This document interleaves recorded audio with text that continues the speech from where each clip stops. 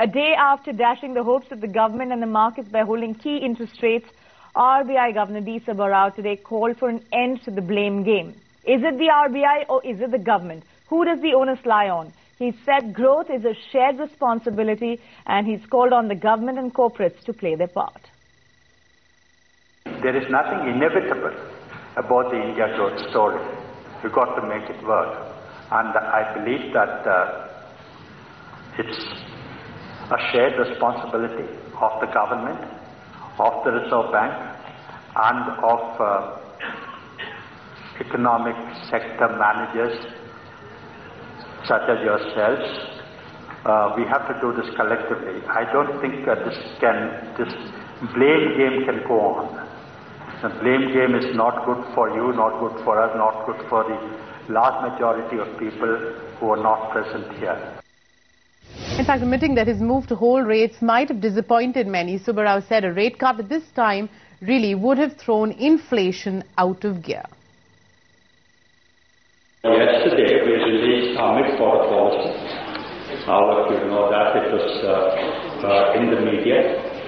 And I believe that it didn't go down very well with the business community. Nevertheless, I thought I should also tell you how we see it from the Reserve Bank side. The macroeconomic situation is cause for concern because growth has moderated, inflation is still high and stubborn, rupee has depreciated, investment has declined.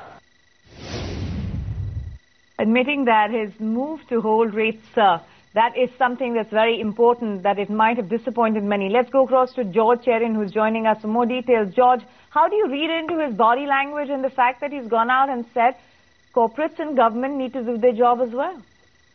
Well, clearly, Shirley, it's something that he should have said earlier, and I think in the past he said it, but in a more, a refined manner, if you will. Today he's come out fairly strongly on the government, saying that, it's high time we ended this blame game.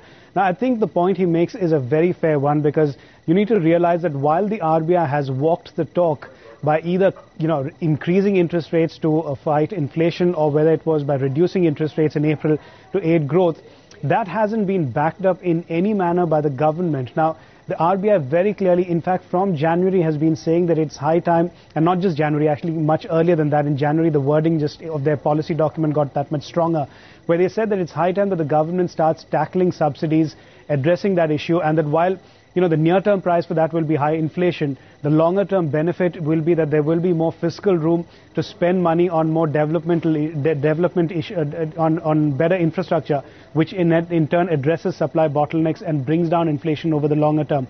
The government has done precious little on that front. You had the state elections in February, post which everyone expected that the government would do something.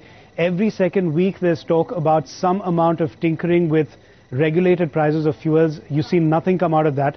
And at the same time, you have the government constantly say that, growth is taking a beating. You need the Reserve Bank of India to cut interest rates. You cannot cut interest rates if on the fiscal front there is no action. And that's exactly what the governor was saying today, that we are doing our job. You guys need to do your job. And while the RBI has been doing its job, the government hasn't been moving fast enough. And I think that's the issue, where, it's not so much the RBI blaming the center, it's more the center blaming the RBI.